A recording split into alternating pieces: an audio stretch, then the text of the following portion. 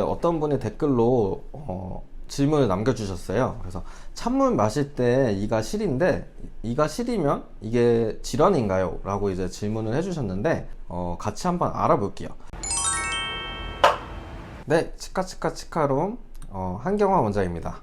찬물을 마시면 왜 이가 시리게 되는지 같이 한번 알아볼게요.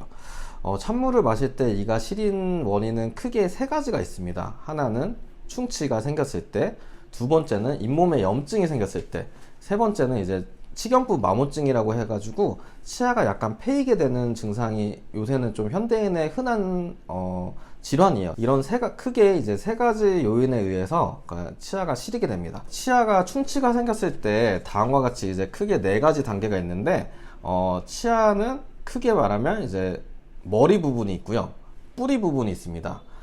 머리 부분은 이제 에나멜이라고 하는 어떤 이제 보호막이 있는데요. 이 보호막을 뚫고 충치가 일단은 생긴 경우가 일단은 첫 번째 단계, 충치의 첫 번째 초기 단계라고 생각하시면 되시고, 이런 경우에는 저희가 이제 간단하게 뭐 레진이라든지 뭐 간단한 이제 떼우는 치료를 할 수가 있고요.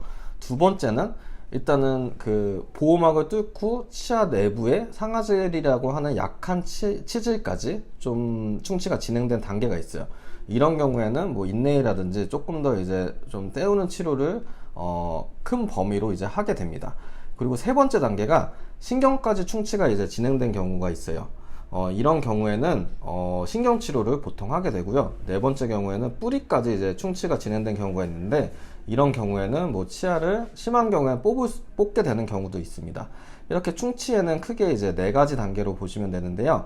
치아가 시린 거는 이렇게 이제 치아 표면 자체 머리 부분에 충치가 발생하기 시작하면서부터 예민도에 따라서, 그리고 신경이랑 어느 정도까지 이제 깊게 충치가 들어갔는지에 따라서 이제 충치가 좀 시린 증상이 나타나게 됩니다. 이렇게 이제 신경을 보호해주고 있는 치아의 두께가 얇아질수록 찬물이나 뭐 뜨거운 물도 마찬가지고요, 외부 자극에 좀 예민하게 되기 때문에 보통 많이들 좀 시린 증상을 좀 호소를 하시고요. 두 번째는 잇몸 염증이 생긴 경우예요. 치아 뿌리에 해당되는 부위의 잇몸이 건강하게 잇몸을 유지시켜 주시는 게 이제 중요한데, 양치질을 잘 안 했을 때는 잇몸 주변으로 음식물이 많이 껴 있어서 잇몸이 뻘겋게 된다든지 잇몸 염증이 이제 시작되게 됩니다. 이게 조금 장기간 지속되게 되면 치주염이라고 해서 잇몸 질환이 발생을 하는데요. 이런 경우에는 잇몸이 이제 아예 조금 벌어져 있거나 내려가게 되기 때문에 치아 뿌리 부분이 노출을 하게 돼요. 이렇게 되면 열에 의한 자극, 뭐 찬물이나 뜨거운 물 같은 자극에 조금 예민해지기 때문에 이런 경우에도 찬물에 시릴 수가 있습니다. 그리고 세 번째 경우에는 치경부 마모증이라고 해서 치아가 패이는 경우가 있어요. 보통은 치아들이 위치아랑 아래치아나 이제 씹게 되는데, 그럴 때는 이제 수직적인 힘만 발생하기 때문에 큰 문제는 없어요. 근데 뭐 양치질을 옆쪽으로 세게 한다든지 아니면 이를 간다든지 한쪽으로만 씹는다든지 하는 이제 측박력이 발생하게 되면 치아가 이렇게 옆쪽으로 좀 마모가 돼가지고 폐이가 됩니다. 이렇게 패이게 되면 이제 아무래도 이제 옆쪽으로 보호해주고 있는 치아 두께가 얇아지기 때문에 이런 경우에도 좀 치아가 시린 증상이 나타날 수가 있습니다. 제가 이제 세 가지 좀 시린 원인에 대해서 이제 말씀을 드렸는데, 각 진단에 맞게 이제 치료를 하시면 이제 시린 증상을 감소시킬 수가 있는데요. 먼저 충치가 있다 그러면 당연히 이제 충치 치료를 해야죠. 충치가 어느 정도 깊이까지 이제 진행됐는지 확인을 하시고, 뭐 필요할 경우에는 뭐 간단한 충치 치료를 할 수도 있지만 신경 치료까지 해야 될 수도 있어요. 그리고 두 번째로 잇몸에 염증이 생기게 되면 일단은 잇몸이 좀 들뜨게 돼서 뿌리가 노출되니까 이제 많이 시릴 수밖에 없거든요.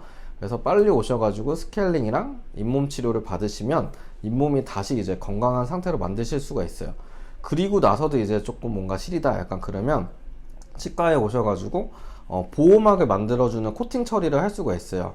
보통 이제 지각감인 처치라고 하는데요. 지각감인 처치를 하시면 조금 이제 치아 표면이 코팅 처리가 되어 있기 때문에 일시적으로 좀 시린 증상을 감소시킬 수가 있습니다. 그리고 마지막으로 치경부 마모증. 요새는 정말 젊은 친구들 뿐만 아니라 나이 드신 분까지 해서 다양한 연령대에 많은 분들이 좀 치경부 마모증, 그러니까 치아가 옆쪽으로 패인 게 한 개 이상씩은 있는 것 같아요. 정말 왜냐하면 뭐 스트레스가 많은 현대인들이죠. 그래서 뭐 좀 이를 간다든지 아니면 한쪽으로만 씹는다든지 턱에 뭔가 질환이 있다든지 약간 여러 가지 이제 입안 증상들이 있으신 경우가 많아서 식ion부 마모증은 정말 많은 분들이 뭐 하나 이상씩은 있는 것 같아요. 그래서 이렇게 패여 있으니까 당연히 이제 내 치아를 보호해주는 이제 치아 두께가 얇으니까 시린 온도 감각이나 아니면 외부 음식 같은 이제 자극에 약할 수밖에 없어요.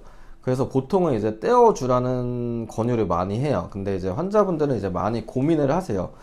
나는 그냥 살짝 패인 것 같은데 이거를 꼭 떼어야 되나요? 라고 말씀을 하시는데, 이렇게 떼우시는 게 결과적으로는 내 치아도 보호하고 어떻게 보면 장기적으로는 치료 비용도 아끼실 수가 있습니다.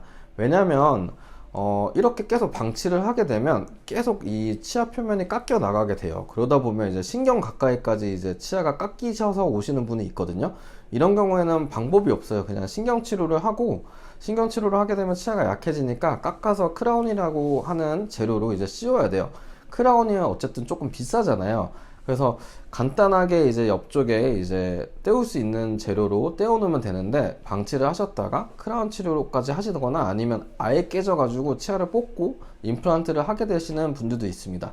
그래서 너무 옆에 치과에 방문하셨을 때 옆에 좀 패인 부분들이 있다고 이제 말씀하시면 대개는 빨리 그 부분을 떼어 놓으시는 게 장기적으로 치아를 잘 보존할 수 있는 방법이고 또 치료 비용도 아낄 수 있는 방법입니다.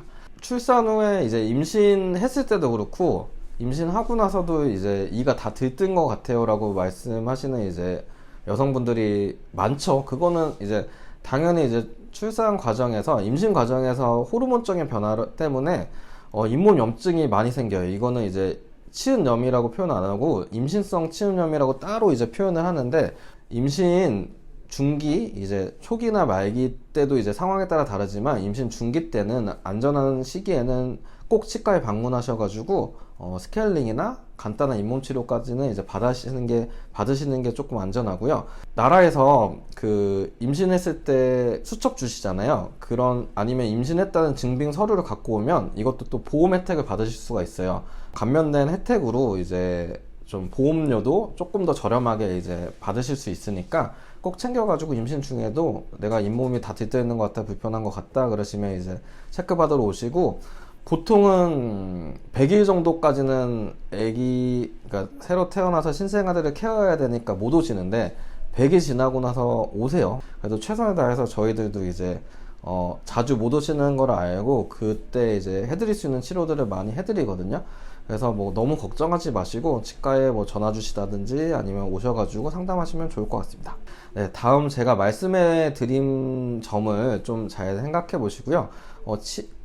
지내시다가 내 치아가 시린 것 같아 라고 느끼시면 빨리 치과에 오셔가지고 일단은 충치인지 잇몸 질환인지 아니면 치아가 패여 있는지 좀 확인을 한 다음에 순차적으로 좀 치료를 받아보시면 좋을 것 같습니다. 네, 감사합니다.